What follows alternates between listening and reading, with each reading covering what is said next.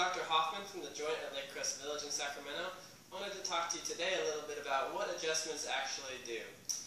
When chiropractors do an adjustment on you, what we're doing is we're increasing range of motion between all the tiny joints in your spine, allowing your body a little more range of motion and just better health. What we're also doing is alleviating a lot of pressure out of the nerves that exit out of the spine.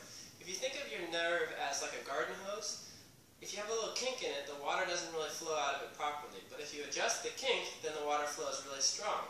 Well, that's kind of what adjustments do for your body. If you adjust the kink in your nerve, then the nerve is allowed to signal really strong to your muscles, fixing injury and also keeping you healthy.